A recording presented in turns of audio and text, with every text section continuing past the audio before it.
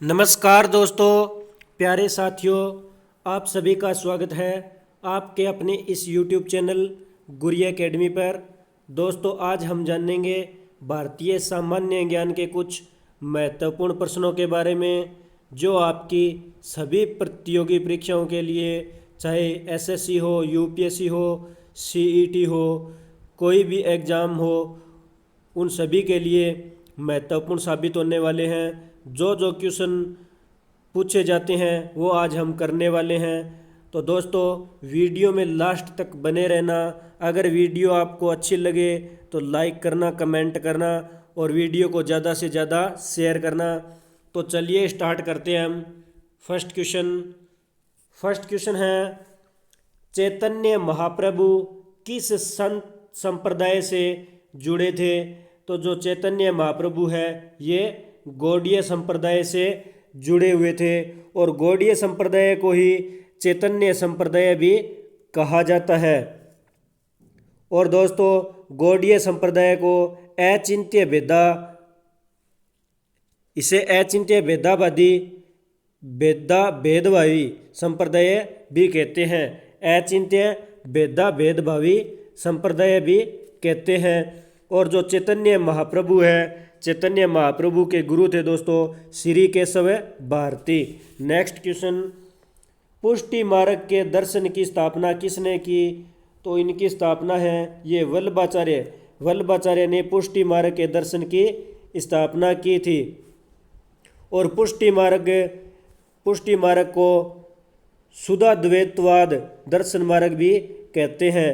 पुष्टि मार्ग को शुद्ध द्वैतवाद दर्शन मार्ग भी कहते हैं।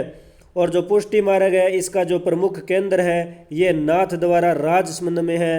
और श्री नाथ द्वारा पुष्टि मार्गीय वैष्णवी जो संप्रदाय है इसकी प्रधान पीठ रही है। जो श्रीनाथ द्वारा पुष्टि मार्ग है ये वैष्णव संप्रदाय की प्रधान पीठ रही है। नेक्स्ट क्वेश्चन, किस संत ने ईश्वर को अपने पास अनुभव के लिए कीर्तन को अपना माध्यम बनाया? तो चैतन्य महाप्रभु है, इन्होंने ईश्वर को अपने पास अनुभव के लिए, ईश्वर को अपने पास अनुभव करने के लिए कीर्तन को अपना माध्यम बनाया। यानी कि कीर्तन करते थे और कीर्तन के माध्यम से अनुभव करते थे कि ईश्वर मेरे पास है। नेक्स्ट क्वेश्चन पे चलते हैं, अद्वैतवाद के सिद्धांत का प्रतिपादन किसने किया? तो जो शंकराचार्य है, शंकराचार्य ने अद्वैतवाद के सिद्धांत का प्रतिपादन किया था। और दोस्तों, नेक्स्ट क्वेश्चन पे चलते हैं। नेक्स्ट क्वेश्चन है, भक्ति आंदोलन के दौरान असम में भक्ति आंदोलन को किसने चलाया? तो जो शंकरदेव थे, शंकरदेव ने भक्ति आंदोलन के दौरान असम में भक्ति आंदोलन को चलाया था। और शंकरदेव ने जो असम में भक्ति आंदोलन है या नव वैष्णव जो आंदोलन है ये 15वीं शताब्दी के अंत में चलाया था। और शंकरदेव को दोस्तों शंकरदेव को हिंदू क्रांतिकारी व अभियान के नेता भी कहा जाता है। नेक्स्ट क्वेश्चन पे चलते हैं, गुरु नानक का धर्मोपदेश क्या था? तो गुरु नानक का जो धर्मोपदेश था ये था मानव बंधुत्व। गुरु नानक देव का धर्मोपदेश था मानव बंधुत्व, मानव को मिलजुल कर रहना चाहिए। और दोस्तों, गुरु नानक का जन्म है ये कार्तिक पूर्णिमा 15 अप्रैल 1469 ईस्वी को हुआ था। और इनकी जो मृत्यु है वो 22 सितंबर 1539 ईस्वी को हुई थी।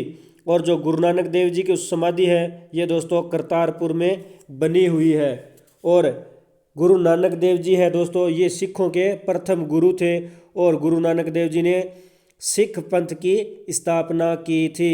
नेक्स्ट क्वेश्चन पे चलते हैं, किस भाषा को लोकप्रिय बनाने के लिए चंडीदास ने योगदान दिया? तो बंगाली भाषा को जो है लोकप्रिय बनाने के लिए चंडीदास ने योगदान दिया। और जो चंडीदास है ये बांग्ला भाषा के कवि थे। चंडीदास है ये बांग्ला भाषा के कवि थे, इसलिए उन्होंने बंगाली भाषा को लोकप्रिय बनाने के लिए योगदान दिया था। नेक्स्ट है रामानुज के अनुयायियों को क्या कहा जाता था? तो जो रामानुज है इनके अनुयायी है उन्हें वैष्णव कहा जाता था। नेक्स्ट क्वेश्चन पे चलते हैं। बीजक के रचयिता कौन है? यानी बीजक के रचयिता कौन है? तो कबीरदास जी है ये बीजक के रचयिता है। और बीजक का जो अर्थ है दोस्तों ये है गुप्त धन बताने वाले सांकेतिक लेख को बीजक कहा जाता था। गुप्त धन बताने वाले सांकेतिक लेख को बीजक कहा जाता था। और जो बीजक है ये कबीर पंथ की पवित्र पुस्तक मानी जाती है। बीजक है ये कबीर पंथ की, जो कबीर पंथ है इसकी पवित्र पुस्तक मानी जाती है। और जो बीजक है इसके प्रकाशन की बात करें दोस्तों तो इसका जो प्रकाशन है प्रकाशन हुआ था 1990 ईस्वी में। इनका प्रकाशन 1990 ईस्वी में भारत के अंदर हुआ था और भारत में हिंदी भाषा में बीजक पुस्तक का प्रकाशन हुआ था। नेक्स्ट क्वेश्चन पे चलते हैं। महात्मा बुद्ध व मीराबाई के जीवन दर्शन में कौन सी मुख्य विशेषताएं समान थी? तो इनके जो है मुख्य बात थी संसार का दुखपूर्ण होना। संसार का दुखपूर्ण होना। महात्मा बुद्ध व मीराबाई के जीवन दर्शन की विशेषताएं संसार व दुखपूर्ण होना ये समान विशेषता थी। और बात करें मीराबाई की तो मीराबाई का जो जन्म है इनका जन्म 1498 ईस्वी को, मीराबाई का जन्म 1498 ईस्वी को हुआ था कुड़की ग्राम पाली में। और इनकी मृत्यु है 1520 ईस्वी में वाराणसी में इनकी मृत्यु हुई थी। और जो मीराबाई है इनके जो गुरु है वो संत रैदास जी या रविदास जी थे। संत रैदास जी या रविदास जी इनके गुरु थे। नेक्स्ट क्वेश्चन है प्रसिद्ध भक्ति रस कवित्री मीराबाई किसकी पत्नी थी? तो राजकुमार जो भोजराज है उनकी पत्नी थी मीराबाई। नेक्स्ट क्वेश्चन पे चलते हैं। यदि संस्कृत मातृभाषा है तो क्या मेरी मातृभाषा दस्यु भाषा है? यह किसका कथन है? तो यह कथन एकनाथ जी का है। एकनाथ जी ने कहा यदि संस्कृत मातृभाषा है तो क्या मेरी मातृभाषा दस्यु भाषा है। ये एकनाथ जी का कथन था। नेक्स्ट क्वेश्चन भगत तुकाराम किस मुगल सम्राट के समकालीन थे? तो जो भगत तुकाराम है ये जहांगीर के समकालीन थे। नेक्स्ट क्वेश्चन किस संत ने अपने पवित्र संदेशों के प्रचार के लिए हिंदी का प्रयोग किया? तो जो संत रामानंद जी है, संत रामानंद जी ने अपने भक्ति जो संदेश है, जो भक्ति संदेश है इनके प्रचार के लिए हिंदी का प्रयोग किया था। संत रामानंद जी ने अपने भक्ति संदेशों के प्रचार प्रसार के लिए हिंदी का प्रयोग किया था। नेक्स्ट क्वेश्चन पे चलते हैं। शिवाजी के आध्यात्मिक गुरु कौन थे? तो रामदास जी है, संत रामदास जी ये शिवाजी के आध्यात्मिक गुरु थे। और जो शिवाजी है ये मराठा राज्य के छत्रपति कहलाते थे। और शिवाजी की जन्म की बात करें दोस्तों तो जो शिवाजी का जन्म है ये 19 फरवरी 1630 ईस्वी जन्म है। 19 फरवरी 1630 ईस्वी को शिवनेरी दुर्ग है, शिवनेरी दुर्ग में हुआ था। और जो शिवाजी की मृत्यु है या निधन है ये 3 अप्रैल 1680 ईस्वी को, 3 अप्रैल 1680 ईस्वी को रायगढ़ में शिवाजी की मृत्यु हुई थी। और शिवाजी ने जो शासन किया था 1674 से लेकर 1680 के मध्य शासन किया था। लगभग 6 वर्ष इनका शासन चला था। नेक्स्ट क्वेश्चन है दास बोध के रचयिता कौन है? तो संत रामदास जी है, ये दास बोध के रचयिता है। और जो दास बोध है इसकी बात करें तो इसकी रचना है ये 17वीं शताब्दी में की गई थी। रामदास जी के द्वारा 17वीं शताब्दी में दास बोध की रचना की गई थी। और दास बोध है ये मराठी संत साहित्य का एक प्रमुख ग्रंथ है। दास बोध है जो मराठी संत साहित्य का एक प्रमुख ग्रंथ है। नेक्स्ट क्वेश्चन गुरु नानक का जन्म कब हुआ?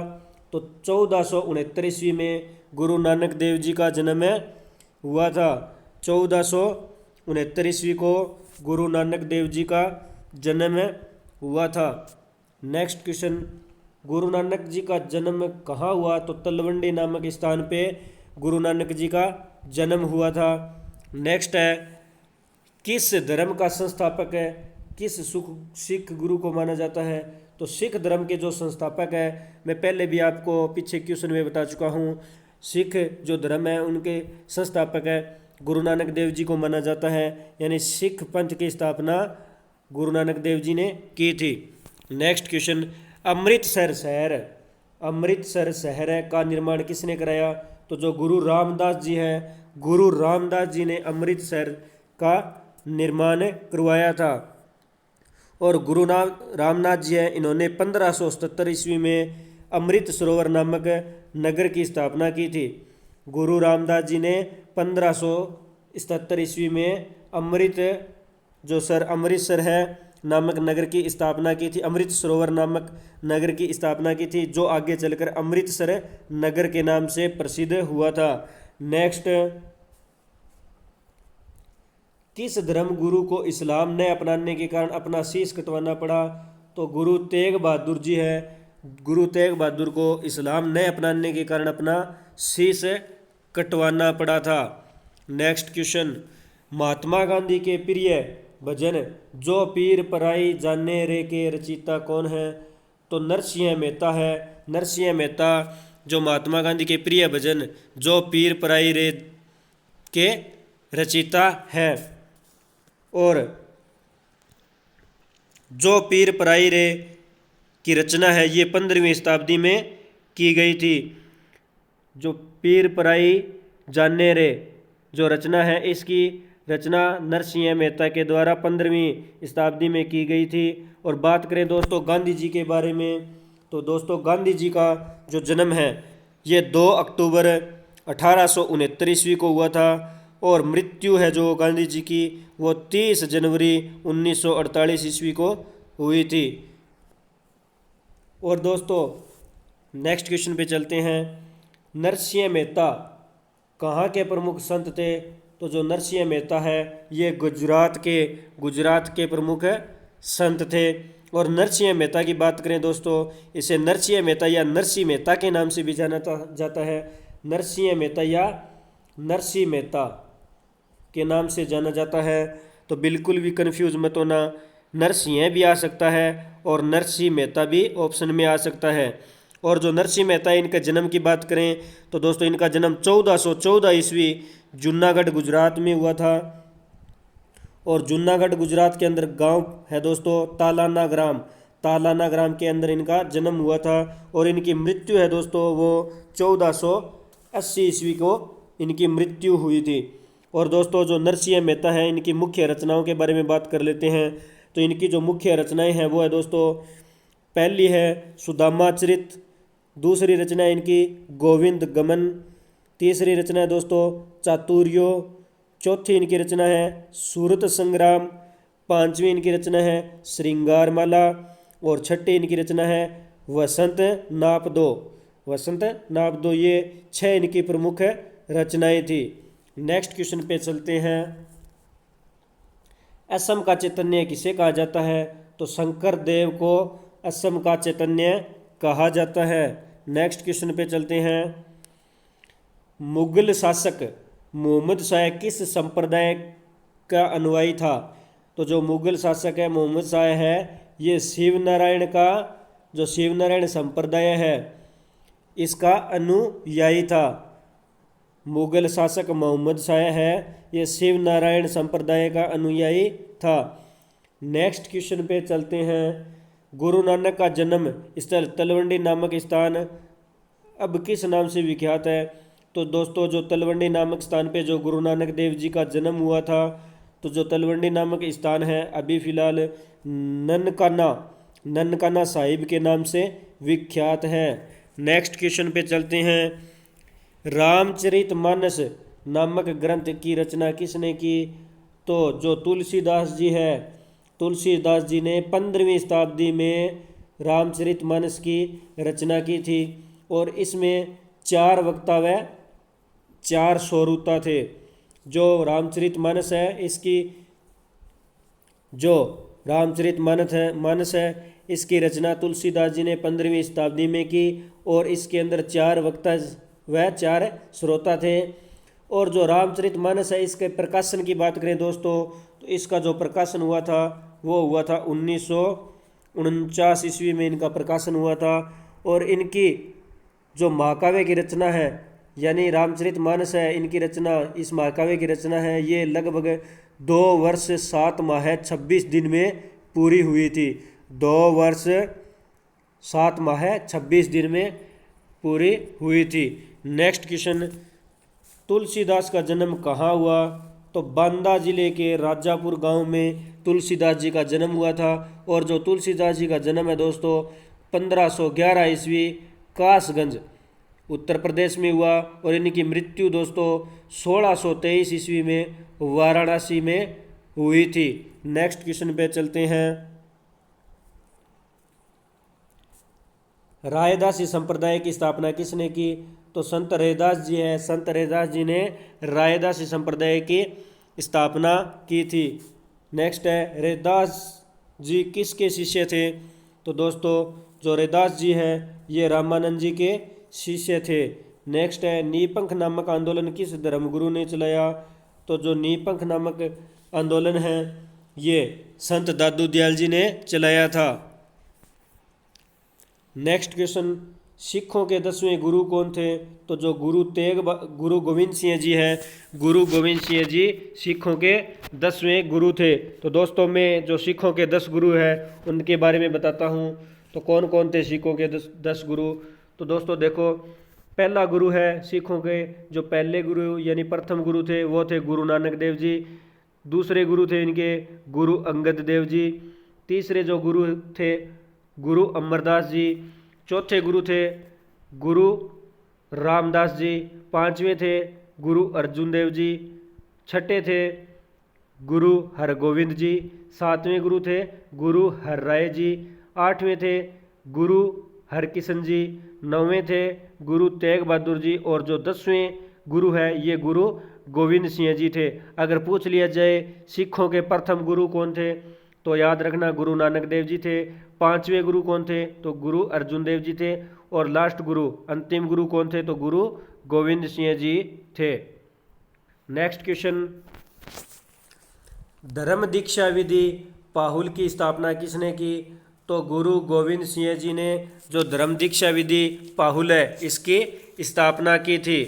नेक्स्ट क्वेश्चन पे चलते हैं। सिखों का प्रमुख त्यौहार कौन सा है? तो बैसाखी है। जो बैसाखी दोस्तों सिखों का प्रमुख त्यौहार है। और जो बैसाखी है ये 14 अप्रैल को मनाया जाता है। बैसाखी त्यौहार सिखों के द्वारा 14 अप्रैल को मनाया जाता है क्योंकि 13 अप्रैल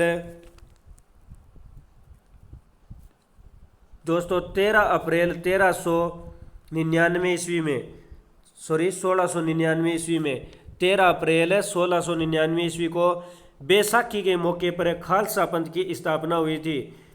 13 अप्रैल 1699 ईस्वी को बैसाखी के मौके पर खालसा पंथ की स्थापना हुई थी। इसी के कारण हर वर्ष जो है सिखों के द्वारा 14 अप्रैल को बैसाखी का त्यौहार मनाया जाता है। नेक्स्ट क्वेश्चन पे चलते हैं। किस सिख गुरु ने पंजाबी भाषा के लिए गुरुमुखी लिपि की शुरुआत की? तो गुरु रामदास जी है। गुरु रामदास जी ने जो है पंजाबी भाषा के लिए गुरुमुखी लिपि की शुरुआत की थी। नेक्स्ट क्वेश्चन, क्षेत्रफल की दृष्टि से भारत का विश्व में कौन सा स्थान है? तो दोस्तों क्षेत्रफल की दृष्टि से भारत का विश्व में 7वां स्थान है। नेक्स्ट क्वेश्चन, जनसंख्या की दृष्टि से भारत का विश्व में कौन सा स्थान है? तो जनसंख्या की दृष्टि से भारत का विश्व में दूसरा स्थान है। नेक्स्ट क्वेश्चन पे चलते हैं। भारत के उत्तर में कौन कौन से देश हैं? तो भारत के दोस्तों उत्तर में चीन, नेपाल और भूटान देश हैं। नेक्स्ट, भारत के पूर्व में कौन सा देश है? तो पूर्व में दोस्तों भारत के बांग्लादेश है। नेक्स्ट क्वेश्चन, भारत के पश्चिम में कौन सा देश है?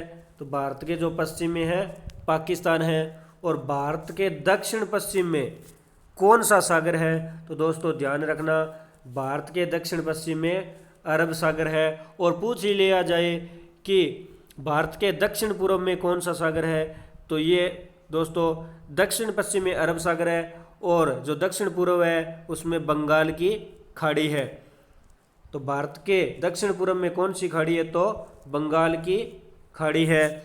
नेक्स्ट क्वेश्चन, भारत के दक्षिण में कौन सा महासागर है? तो भारत के दोस्तों दक्षिण में हिंद महासागर है। नेक्स्ट है, पूर्वांचल की पहाड़ियाँ भारत को किस देश से अलग करती है? तो म्यांमार से अलग करती है। जो पूर्वांचल की पहाड़ियाँ हैं दोस्तों, ये भारत को म्यांमार देश से अलग करती है।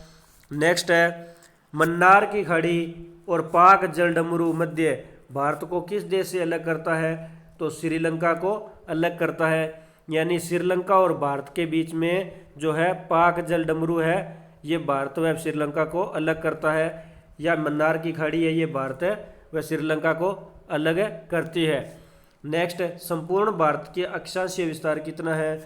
तो जो संपूर्ण भारत है इसका जो अक्षांशीय विस्तार देखें तो 8 डिग्री 4 मिनट से लेकर 37 डिग्री 6 मिनट है उत्तरी अक्षांश।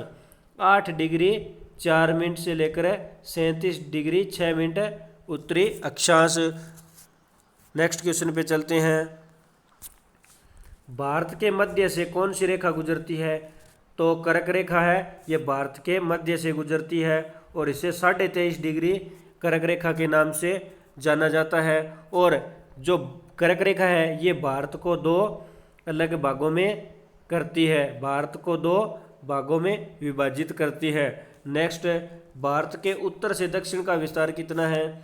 तो उत्तर से दक्षिण का विस्तार है 3214 किमी, 3214 किमी, ये उत्तर से दक्षिण का विस्तार है।